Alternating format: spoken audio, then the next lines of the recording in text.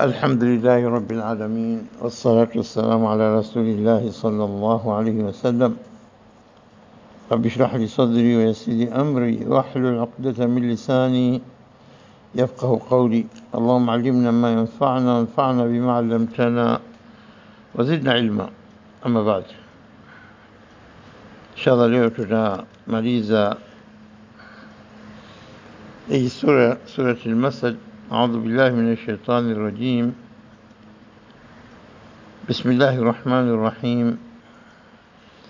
تبت يدا أبي لهب وتب ما أغنى عنه ماله وما كسب سيصلى نارا ذات لهب وامرأته حمالة الحطب في جيدها حبل من مسد.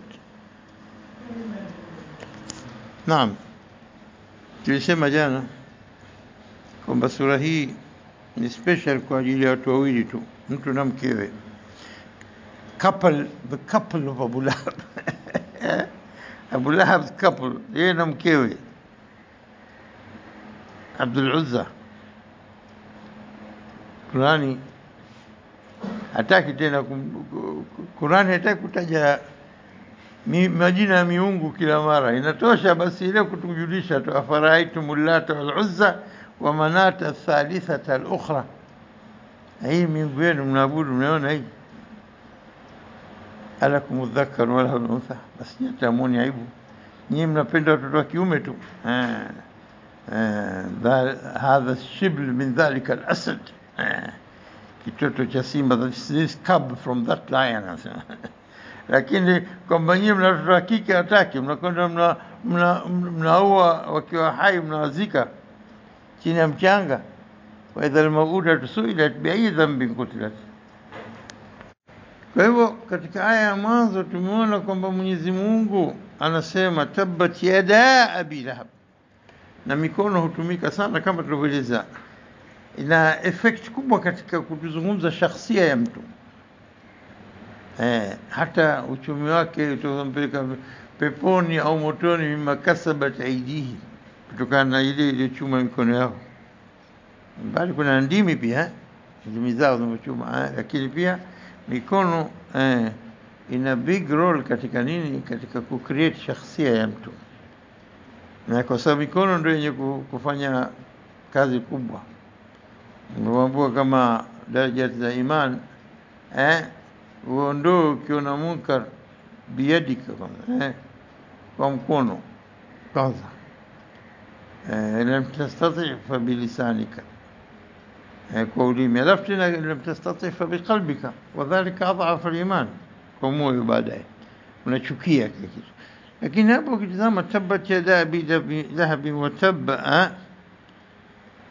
kama tutalahidha hapa mulahadha kwamba sura imekuja kabla yake kwa qul ya ayyuhal kafirun, sema Muhammad waambie wewe. Kwa hiyo maneno sio reported speech kama unasema maneno kai convert into your own words, lakini hii maneno yake ni yale yale, qul ya ayyuhal kafirun. Hebu imagine wewe Muhammad sallallahu alaihi wasallam, ndio kwanza da'wa inaanza na udhaifu wake, anawakabili Makureshi, anaambia ya ayyuhal kafirun. Sasa unalingania una nini? Lakini baada wao jeuri zao, la tuabudu Mungu wako alafu waabudu Mungu wetu, mwaka maneno ambayo haingia katika akili. La Muhammad, weka fasli, خلاص weka mstari, خلاص borderline, lakum dinukum waliyadin. Qul waambie ya ayyuhal kafirun la a'budu ma ta'budun. Kwa hivyo wanaposema maneno yale hawezi kumtuhumu Muhammad sallallahu alaihi wasallam, ndio aliyosema maneno haya na watu yanukulu kutoka kwa Mungu wake. Kwani hajui kama mtume wa kweli? Anajua. Na ukiuliza nani kaumba mbingu na ardhi, wanasema Allah. Sasa kwa nini naabudu basi masanamu? Liyuqarribuna ila Allah zulfa, itukaribishe, itusogeze kwa Mwenyezi Mungu, tupelekea salamu zetu kwa Mungu. Sisi tumkabili Mungu moja kwa moja hivi, mikote na njiwa peleka salamu tena. Kwa hivyo hapa kul ya ayyuhal kafirun, imekuja idha jaa rasulullah, imekuja tabbat, ikija tena qul huwallahu, qul a'udhu billahi, zote qul nne pamoja ziko baina ya tabbat. Kabla yake qul ya kafir, baada yake al-ikhlas na al-muawidhatain. Hebu imagine hapa anamwapiza ni ami yake huo, na anayapiza na nini, na mkewe pia, na yeye mdogo akiwa pale, na nyumba jirani baina Abu Lahab na nyumba alikuwa Mtume sasa kwa Abu Talib, na baadaye alipokuwa na mkewe Bi Khadija radhiallahu anha, na kwamba huyu ni mke wa ami yake, sababu lazima umpe heshima. Wewe unafikiri dini ya Uislamu itawafuza waumini au dini hii na Qur'ani ishuke imfuze mtume wake kwa maneno ya kuwaangamiza? Hata ikiwa vipi, haiwezi kumeangamia wewe ami yangu. Nanga sio tabia za Mtume Muhammad sallallahu alaihi wasallam au za waumini wanaofundishwa na Qur'ani waseme qul. Hii ndio sababu kwamba hamna qul. Manake angelitetea mimi si Mungu wangu ndio anasema qul tabbat yada abi lahab wa tab. Ingekuwa nzuri kama ile, sio? Lakini la, kama wanavyosema maulama kwamba ukisema qul lam yaqul hakadha. Limadha? لأن ما قيلها ما قبلها كما كافرون نقول الله عنه. anasema الإسلام لا يعلم أتباعه, haiwafundishi wafuasi wake wala nabiyahu wala mtume wake an yuwajihu alqaraba, wafes na kuwakabili jamaa zako bihadha alkalam abadan, haiwezekani. Idhan masdar yake originally from Allah mwenyewe. Hebu imagine Mtume Muhammad kwenda kwa ami yake, na unasema wa innaka la ala khuluqin adhim, na anta sadiq al-amin wa anta Muhammadun, mwenye kuhimidiwa na kusifiwa. Unakwenda ng'ombe wewe kafir utaingia motoni? La, lazima kuwa umetumwa. Lakini Mwenyezi Mungu hataki maneno haya yametoka kwa mdomoni kwa Muhammad sallallahu alaihi wasallam. Kulu waambie, ataka mwenyewe atoa amri huko huko, analeta kuwapiza na istijaba. Alikuwapiza tabbat yada abi lahab wa tabba, hajasema kitu Mtume wala hajanukulu maneno, bali mwenye direct amekuja kutoka kwa Mwenyezi Mungu, tabbat yada abi lahab. Naam, tukasema pia jana katika mazungumzo, katika maelezo, ma aghna anhu maluhu wa ma kasab, la mali yake wala alivyovichuma vyote, na kuchuma makasabu natia hata watoto, ilmu, kila kitu kinaingia katika makasabu, kwa sababu ilmu inaweza kukuongoza kuingia kama mtu wa peponi, au kwa ilmu yako ukaitumia vibaya katika fasadi ikakupeleka motoni. Mali yako unaweza kuifanyia kazi kwa ajili kupiga vita Uislamu popote vile, havikusaidia kitu siku hiyo mbele, siku akhera. Kwa hivyo nini? Ni ikhlas na amalul khair, kufanya amali za khairi, hizo ndio kusaidia. Kwa hivyo kila mmoja atapiga kelele, ma aghna anni maliya halaka anni sultaniya, haijanisaidia kitu mali yangu, nguvu zangu, power yangu, nikikonyeza tu hivi, nikifanya uso hivi tu, yani kiinua nyusi tu, kichwa kinakatoka amri zinatoka tu, ishara tu akionyesha basi ndogo, mambo watu watekeleza. Sultan ichukusia kitu, sultani yako ukasababisha kuangamiza watu chungu zima, ndio utasema halaka anni sultania, leo nimeshaangamia pawa yangu leo. Subakia khudhu faghlu, chukweni, pigeni pingu huyo, mtieni motoni, mvurumisheni. Kwa hivyo ma aghna anhu maluhu wa makasab, yani watu wanatizamwa na kukadiriwa thamani zao kutokana na kile anachokimiliki. Mali imekuwa ndio criteria over which watu wanapimwa utukufu wao au unyonge wao, au sio? Mali ina play big role. Kwa hiyo utazama mtu mwenye mali sasa hivi, hata mtu mwovu vipi, atachekewa, atatizamwa, atakwenda kuamkiwa, inamiwe, au sio bwana? Si ndio mali inafanya hivyo? Lakini Mwenyezi Mungu akwambia mali ndicho kichuma, power, ma aghna anhu maluhu wa makasab, haitamsaidia kitu.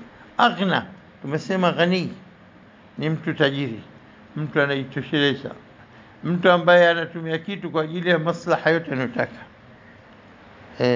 Ghani mwenye kujitosheleza, haijamtosheleza wala haijamtosha wala haitomsaidia wala haitomkinga. Ma aghna anhu.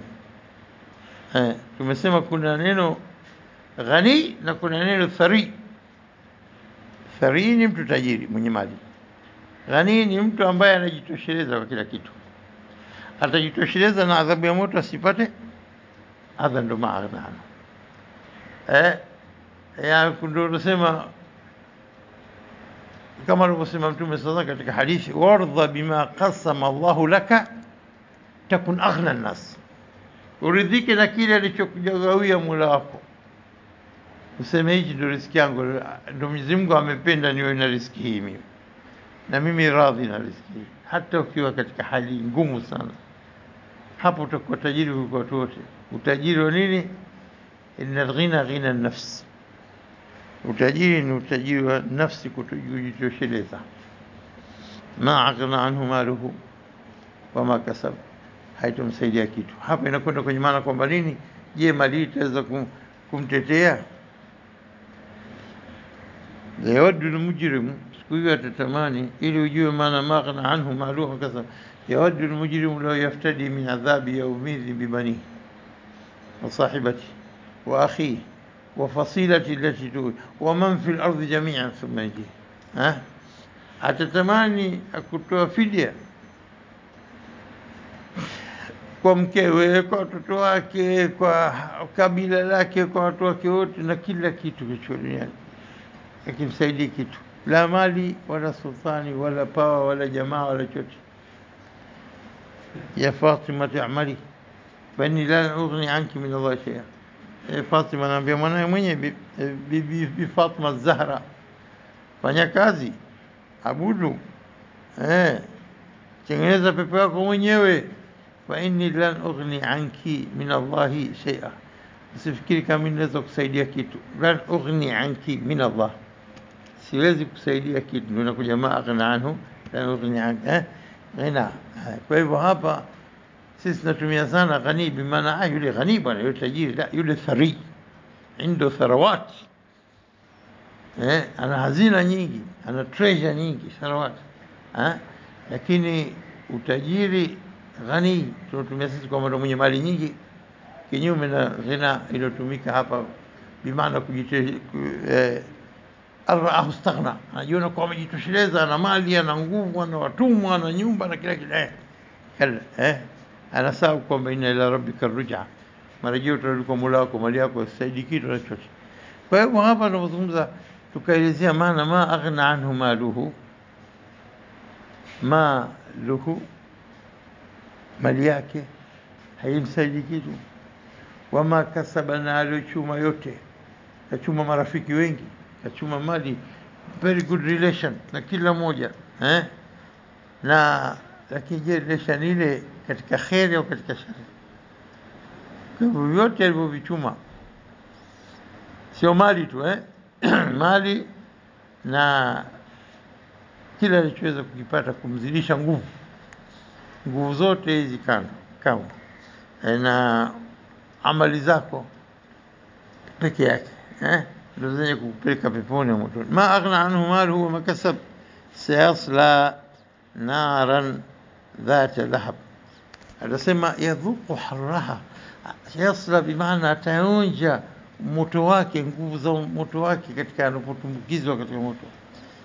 Mara nyingi utafsiri sayasla, ataingia tu moto, naran moto, dhata lahab, wenye mwako mkubwa kabisa. Dhata lahab, nar muannath, kwa hivyo kuja dhata, ingekuwa mudhakar ingekuwa dhal waw dhu, lakini hapa nar hiya kikike muannath, kwa hivyo nasema dhata, nara dhata lahab. Na tunasema lahab, flames, flames of the fire, moto wake, mwako wake, ile rangi ya manjano, rangi ile sawa. Sayasla nara dhata lahab. Lakini unapokuja hapa wamraatuhu, tumesema unaweza ukasimama wamraatu wao al-atf, yeye ataingia sayasla nara Abu Lahab wamraatuhu, imekuja kwa dhamma ke dhamma mraatu, yani fa'il mtenda sio mtendwa, subject sio object. Kwa hivyo mraatuhu pamoja na yeye sayasla huwa Abu Lahab wa mraatu. Sawa, imefahamika? Kwa hivyo sayasla nara dhata lahab wa mraatu, ikiwa unachukua maana hiyo.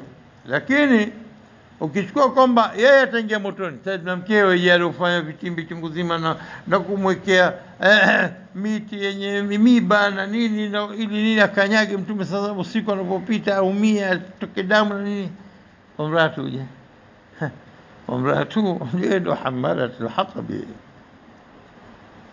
hamalatul hatab ndo mbebaji wa kuni, yeye ndiye alikuwa na sababu za maudhi ya kibinafsi, bali maudhi mengineyo alikuwa akimfanyia mtume sallallahu alaihi wasallam na waumini.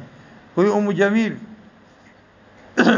alikuwa alad a'da Allah, na alikuwa adui wa mtume sallallahu alaihi wasallam mkubwa. Baada kuwa nini, kuwa walipokuwa wakisikilizana sana watoto wake wawili Utba na Utaiba, akaozesha ndoa toke utotoni ili wakiwa wakubwa kila mmoja anakwenda kwa mumewe. Ndoa inapangwa toke udogoni zamani kwa mila zao, na ndio kwa mila za watu wengi na wengine mpaka sasa wanafanya, lakini akavunja ndoa hii. Utba, Mkuthum, Utaiba, wanawe wawili Utba Utaiba kwa bibi Ruqayya wakacancel, ndio wakaja kuwa wake za Uthman ibn Affan hawawili, na wakafa wote katika uhai wake.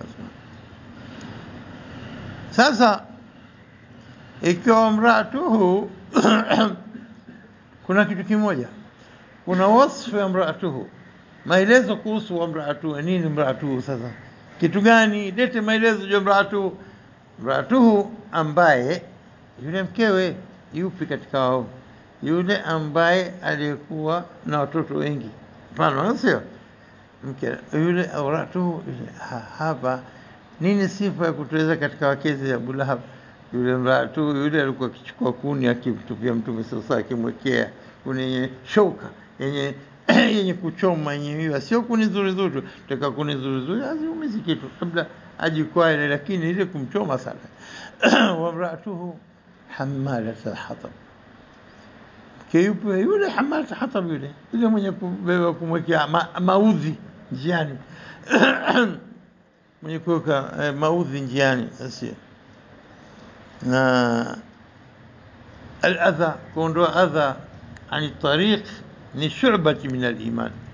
Imatat al-adha ani tariq au min al-tariq, kuondoa vitu vyenye kuudhi. Umeona ganda la ndizi, ganda la embe, mawe, vitu misumari, vigae njiani, la simama kidogo, tafuta kitu kama ufagio chochote ondoa njiani. Kwa nini? Mfikirie yule mtu mzima anaipita asiona uzuri, mfikirie anaipita usiku, mfikirie mwenye pikipiki kaja muona ubao una msumari kaacha pupu katubua pikipiki yake. Kwa hivyo ni sehemu ya imani, lakini bidu kinyume cha imata al-adha tariq shu'ba min shu'ab al-iman, yeye ile kaivunja kabisa, kwamba alikuwa akimwekea vitu vya kumkera mtume, vya kumsababishia maafa katika njia ambayo walikuwa jirani nyumba zao. Kwa hivyo mraatu yule alikuwa kibeba kuni, yule Jamil nakusudia. Kwa hivyo sifa al-mraatu huyu, nini habari yake huyu mraatu? Bwana fi jidi ya hablu masad, ila kwa nini habari katika shingo yake ana kamba kutokana nini min masad, ile sokotwa hadi masad, yani kamba za nyuzi. Unajua vitu vyenye kusukwa na kusokotwa, kuna ngongo, kuna miaa, kuna ukindu, vitu ambavyo vinatumika katika kusuka, alafu nini kushona mikoba, kushona majambo, kushona sio, na pia kuna nini kusuka ikawa kamba nene, kamba ambayo kamba ile inachoma choma pia kamba masad. Kwa hivyo masad from fibers, au kutoka masad ni min al-lifa, kwa Kiarabu ni leaf, hasa with palm trees, miti kama mitende, kama minazi, miti mingine, miti ambayo inatoa mia yani. Unajua mia jamani? Washona vikapu na nini kama sisi kazi zetu zamani tulikuwa tukitumia sana.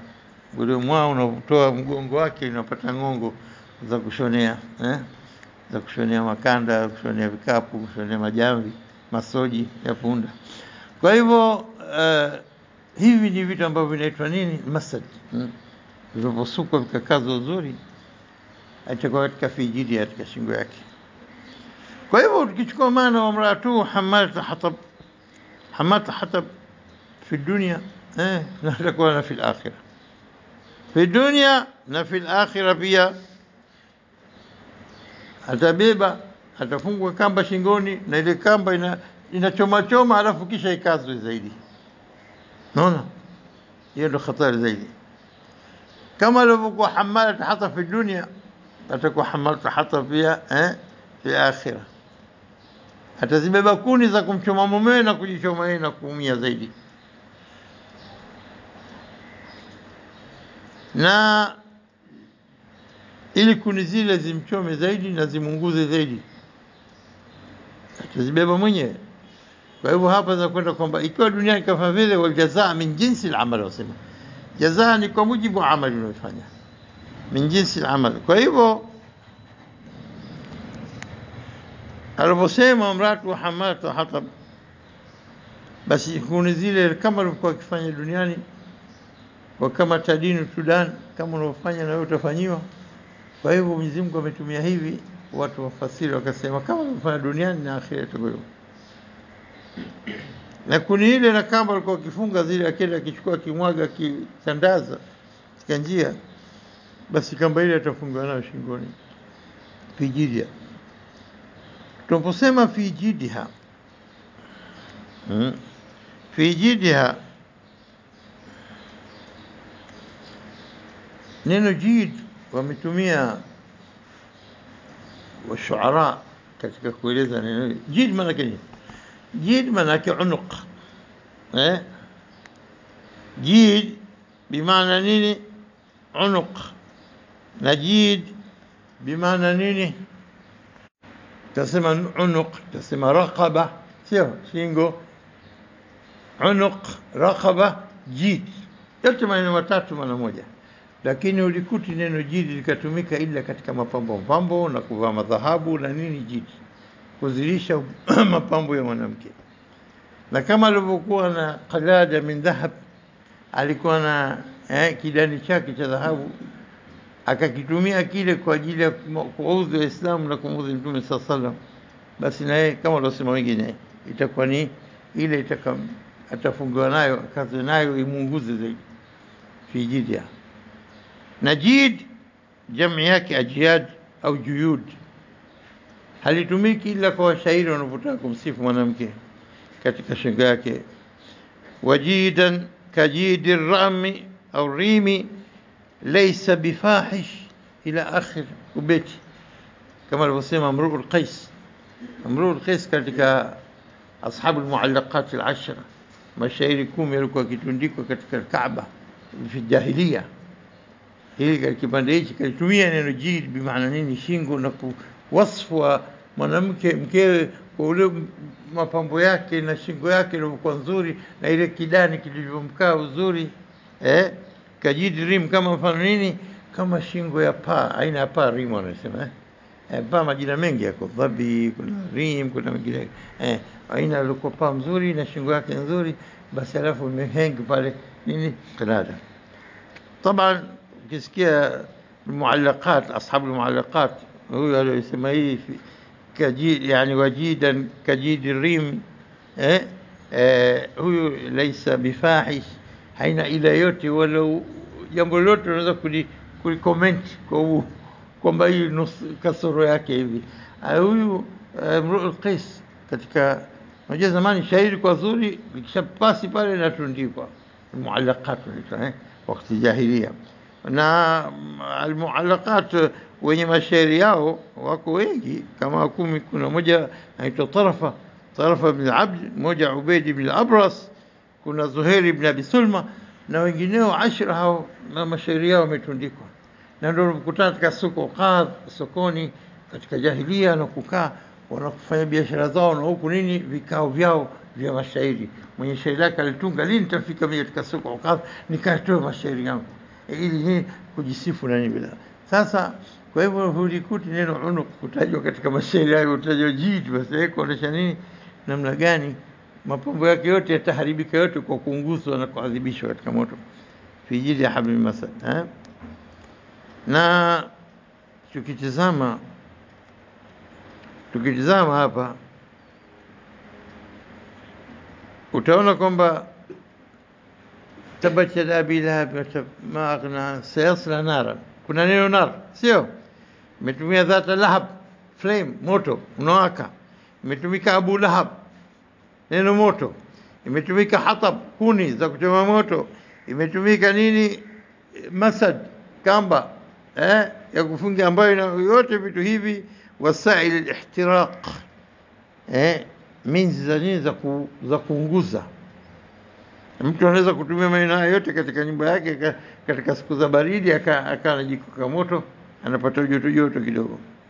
Lakini lugha hii, tazama maneno yote yatumika, nar, dhat lahab, abu lahab, hatab, masad. Haya yote maneno haya, ile tansiq iliyokuwemo katika maneno haya yote yanazungumzia maudhui moja, vitu vyenye kuwasha moto. Katika lugha Waarabu wanaita nini, wanasema wanaita tanasuq al-alfaz, lafzi na lafzi yenye kwenda sambamba na kuleta maana moja. Hiyo wanaita al-haql ad-dilali au ad-dalali. Al-haql ad-dalali kwa kizungu wenyewe wanaita lexical field au semantic field. Semantic field katika lugha unapata group of words zenye kushare the same meaning, sio meaning tu, na theme, maudhui yenyewe inashare, wanaita semantic field. Na hii ndio imesifika katika Qur'ani kama tulivyosema kabla, mambo kama haya yako tele.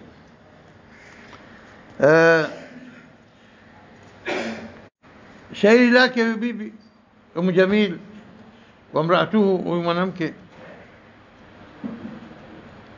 kasema mudhammaman, aliposema mudhammaman abaina wa dinuhu qalina, tumechukia, wa amruhu asaina, amri yake tumeasi, tumekataa.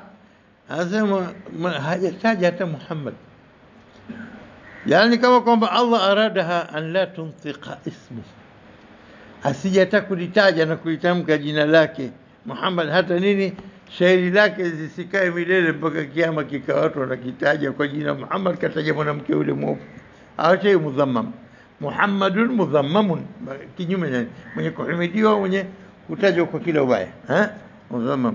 Kwa hivyo subhana, kwa hivyo Mwenyezi Mungu kajalia kwamba mwanamke huyu fi jidi ya hablu min masad, mwanamke huyu adhabu yake kali pamoja na mumewe.